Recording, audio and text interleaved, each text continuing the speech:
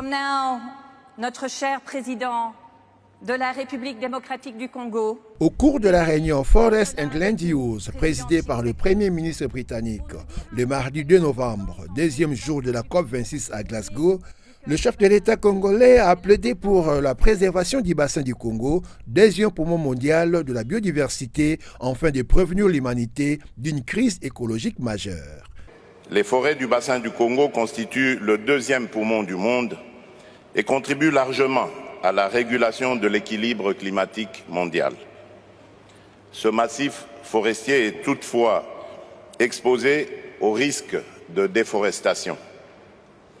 Dans le cadre de la mise en œuvre effective de l'accord de Paris, il est impératif de tenir compte d'atténuer ces risques car autrement il en résulterait une crise écologique majeure. La RDC est signataire de l'accord de Paris sur le climat depuis 2015. Félix Tshisekedi réitère l'adhésion du pays à cette vision salutaire pour la préservation de la planète et s'engage à jouer sa partition dans cette lutte globale contre le réchauffement climatique. La République démocratique du Congo a pris les résolutions suivantes. Accroître notre contribution déterminée au niveau national en l'apportant à 21% de réduction d'émissions de gaz à effet de serre à l'horizon 2030. Lancer un programme visant à planter 1 milliard d'arbres à l'horizon 2023.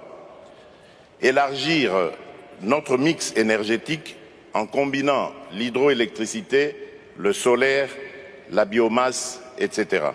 L'homme au centre de toutes ces stratégies et politiques environnementales, la République démocratique du Congo s'engage à garantir la protection des droits des peuples autochtones et des communautés locales dans toutes les actions à mener pour la préservation de ces ressources forestières.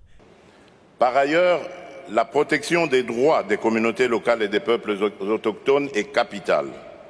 Nous nous engageons à en tenir compte dans notre stratégie d'industrialisation, d'investissements agricoles et dans la gouvernance forestière. La réorientation envisagée des productions agro-industrielles vers des zones savanicoles, c'est-à-dire hors des zones forestières et des tourbières, cristallise la volonté claire de mon pays à conserver les forêts des communautés locales et à garantir les droits des peuples autochtones. À l'issue de ces plaidoyers, une dizaine de pays et les fonds Bezos pour la Terre ont manifesté leur engagement à l'égard du bassin du Congo en annonçant une contribution collective d'au moins 1,5 milliard de financement entre 2021 et 2025. Ces fonds visent à soutenir les efforts menés par les pays du bassin du Congo pour protéger et maintenir les forêts de cette région, les tourbières et les autres réserves de carbone essentielles pour la planète.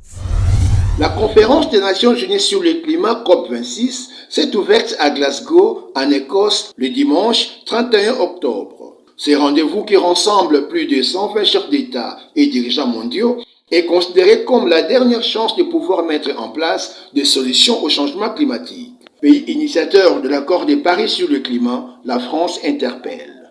Nous ne pouvons vaincre ces défis internationaux que si nous sommes coordonnés et si nous agissons ensemble. Dans un contexte où le dérèglement climatique, en quelque sorte, sont l'injustice au carré. Ce sont les pays les plus pauvres, en Afrique, au Pacifique, dans les Caraïbes, qui aujourd'hui vivent les premières conséquences de la crise climatique. Ce sont ceux qui, bien souvent, n'ont pas porté les modèles de développement qui ont causé cette crise et ces dérèglements, qui en vivent les premiers les conséquences. Petites îles, territoires vulnérables, peuples autochtones sont les premières victimes des conséquences du dérèglement. Le plus grand émetteur de gaz à effet de serre, la Chine, par son exploitation du charbon pour couvrir 60% de ses besoins en électricité, est le premier pays pollueur de la planète depuis plus d'une décennie. Absente de ces grands rendez-vous, d'où les interpellations de tous bords. Le message de la communauté internationale envers la Chine doit être clair. Ces engagements doivent être appliqués au plus vite. Il est impossible qu'en continuant d'augmenter ainsi ses émissions jusqu'à la fin de la décennie, elle puisse respecter l'accord de Paris. La clé pour les 15 prochains jours ici, dans notre COP, est que les plus gros émetteurs dont les stratégies nationales ne sont pas conformes à notre objectif des 1,5 degrés, c'est que ces plus gros émetteurs rehaussent leur ambition dans les 15 jours qui viennent. Agir ensemble contre les conséquences du dérèglement climatique, la COP26 se veut un cadre idéal pour les pays industrialisés, grands émetteurs de gaz à effet de serre, d'agir en faveur des objectifs de l'accord sur le climat. Des retours sur cet accord depuis l'avènement de l'administration Biden, les États-Unis rassurent.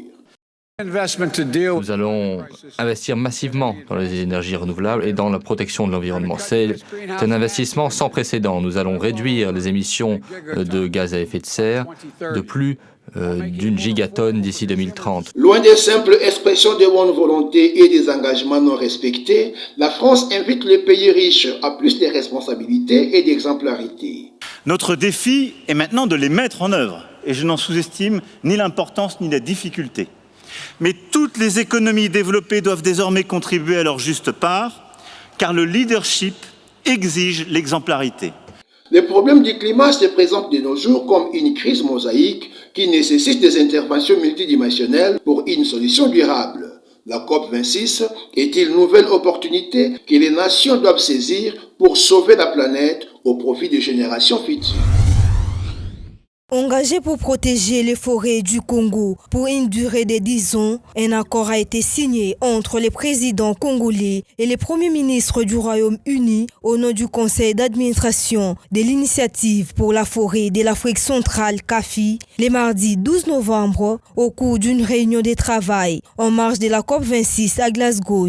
Cet accord multi-bailleur concernera dans un premier temps des investissements sur terrain à un montant estimé à 500 millions de dollars américains pour les 5 premières années. Par cet accord, la RDC a pris quelques engagements pour son exécution, parmi lesquels œuvrer en partenariat avec les CAFI dans l'objectif d'arrêter et d'inverser la perte des forêts et la dégradation des terres d'ici à 2031 en assurant un développement durable et la promotion d'une transformation rurale inclusive. Sur base des financements conséquents, stabiliser et les cas échéants, réduire la perte annuelle des couverts forestiers et compenser les pertes résiduelles par la génération naturelle, les boisements, reboisements ainsi que l'agroforesterie. De son côté, le CAFI s'est engagé à fournir des efforts pour mobiliser des financements conséquents pour couvrir des engagements pris par la RDC dans la période correspondante, conformément à la déclaration de la COMIFAC pour un accord équitable pour les forêts du bassin du Congo, signé le 26 août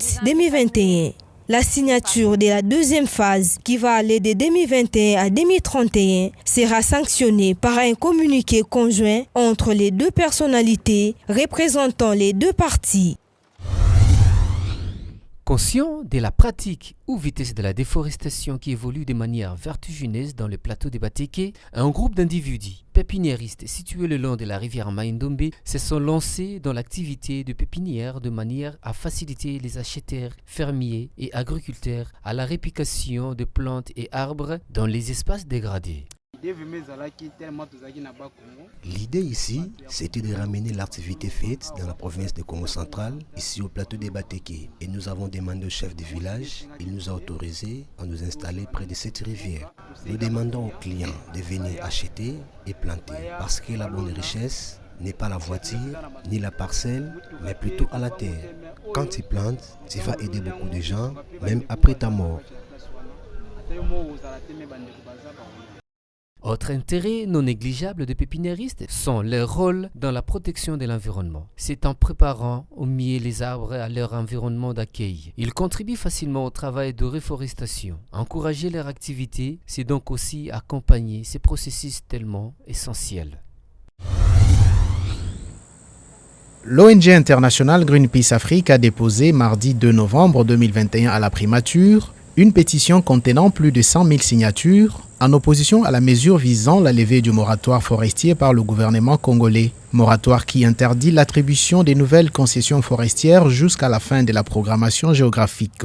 Reçue au bureau du Premier ministre par son directeur de cabinet adjoint Michel Molongo, la délégation de Greenpeace conduite par son chargé de campagne Serge Sabin Ngwato, satisfaite des assurances reçues, dit attendre la réaction officielle du Premier ministre lui-même. La primature va faire une communication officielle par le Premier ministre lui-même, mais du moins notre demande a reçu des assurances de la part de ceux qui nous ont reçus aujourd'hui. Et nous pensons que la décision qui va être annoncée sera dans le sens de rencontrer notre demande qui est celle de maintenir le moratoire.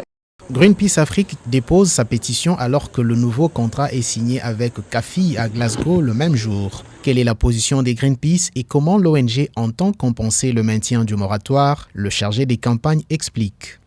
Notre position, c'est que c'est un engagement très minima. Nous avons demandé aux deux parties, le bailleur de fonds et le gouvernement de la RDC, d'étendre ces moratoires-là au moins pour la durée de l'accord. Pour compenser cela, je pense les investissements qui sont pour la protection de la forêt peuvent être orientés, en tout cas, vers des initiatives qui améliorent la protection de la forêt congolaise et qu'une partie soit dédiée à soutenir les communautés qui vivent et qui dépendent de forêts. Guy Daniel Mwankana, coordonnateur national de Save Your Green World, une ONG nationale qui était de la délégation reçue à la primature, parle de sa motivation et réfute les allégations selon lesquelles ces ONG roulent pour les impérialistes. Nous avons le même combat. Nous avons un problème sur les forêts du Congo, sur la gestion particulièrement aussi. Nos forêts sont mal gérées. Les communautés locales ont des problèmes. Il y a beaucoup de conséquences et de retombées néfastes par rapport à cela. Je suis congolais. Nous vivons au Congo, nous ne pouvons que défendre les intérêts de notre pays. Mais il y a des morts, il y a des pertes, il y a des dégâts irréversibles. Ce n'est pas question d'impérialisme, c'est un problème national, un problème de cœur. Nous pensons apporter notre avis et opinion sous un autre angle. En attendant la communication officielle du Premier ministre, Greenpeace Afrique va continuer à mobiliser l'opinion publique pour comprendre les enjeux auxquels la forêt tropicale est exposée, notamment en termes de déforestation, des conflits sociaux et d'appauvrissement des communautés locales, afin d'amener tout le monde à travailler pour protéger cette forêt qui est essentielle pour le climat mondial. Les agents de l'administration du ministère de la Santé ont amorcé une grève générale depuis plusieurs mois en République démocratique du Congo. À Kinshasa, un constat a été fait au secrétariat général à la santé. L'entrée reste barricadée par un gros cadenas. Ceux qui veulent à tout prix accéder au bureau sont obligés d'escalader le mur. Les grévistes revendiquent plusieurs mois d'arriérés de salaire ainsi que des primes. Ce sont les syndicalistes qui sont en train de mener la grève avec les agents. Ils ont bloqué la porte, ils ont mis les cadenas, c'est pour nous empêcher d'entrer. Quand nous arrivons, ils ont bloqué les cadenas avec des fouets, tout ça. Vous évitez qu'on vous atteigne, vous êtes obligés d'esquiver. Tous nos efforts pour joindre les autorités sur place ainsi que les syndicalistes ont été vains. Même constat à Mbandaka, chef-lieu de la province de l'Équateur, où la grève est devenue monnaie courante. Après celle sèche des infirmiers et des médecins, le personnel non soignant poursuit la sienne depuis le mois d'août de l'année en cours. Tout le bureau administratif de l'hôpital général de Mbandaka reste fermé. Que deviennent ces accords signés au mois de juin? Jusque-là, aucune solution. Nous attendons les informations de Kinshasa pour que nous puissions avoir soit ouvrir ou faire quoi. Mais Kinshasa nous dit toujours que jusque-là, le gouvernement n'a pas encore signé le protocole d'accord qu'il avait demandé. Nous sommes en grève sèche, pas de service minimum. Selon la cellule de communication du ministre de la Santé publique, Hygiène et Prévention, ce dossier avait fait l'objet d'une réunion entre la vice-ministre de la Santé, Véronique Kilumba-Nkulu, et sa collègue vice-ministre du Budget, Élise Bokoumwana, le 12 octobre 2021, à l'immeuble du gouvernement. À en croire la même source, aucune déclaration n'avait été faite à la presse à l'issue de cette réunion. Combien de temps encore cette grève prendra-t-elle? L'avenir nous le... Le ministre de l'Enseignement supérieur et universitaire, Moindo Zangui, a procédé le week-end dernier au lancement officiel de travaux de construction d'une école technique d'aquaculture à Kiavinongue au nord Kivu, au bord du lac Édouard. Cette institution de formation à la pisciculture traduit par la politique du gouvernement congolais qui vise à briser la dépendance vis-à-vis de pays voisins concernant la production de poissons. Mais nous en avons profité sous le leadership du gouverneur militaire de discuter d'une question importante de la construction de l'Institut d'aquaculture à Kiavinyonge, puisqu'il semblait avoir de petits couacs entre la COPEVI, l'ICCN et le ministère de l'Enseignement supérieur universitaire. Nous avons eu un très beau dialogue ici et nous avons compris qu'il y avait un problème d'absence de formation qui va être réglé très rapidement. Et le lundi, nous allons devoir déposer la première pierre pour cet institut d'aquaculture qui va former les Congolais à élever les poissons. Élever les poissons, c'est très important pour nous, puisque nous voulons briser la dépendance de la RDC vis-à-vis des pays voisins par rapport à la production de poissons. Construite sur fonds propres du gouvernement congolais, cette école abritera 12 auditoires, des homes constitués de 150 chambres, avec une capacité d'accueil de 4 étudiants par local et de résidence pour les enseignants. Mais pour Olivier Ndolé, avocat vert et secrétaire exécutif de l'Alerte congolaise pour l'environnement et droits humains, le ministre devra revoir ses décisions parce que cette construction est une démarche dangereuse et une violation de loi sur la conservation de la nature, car cette enclave de Kiavinyonge fait partie des aires protégées. Ces projets salués par tous et bénéfiques pour le peuple congolais se doivent de respecter les normes environnementales pour le bien-être du pays.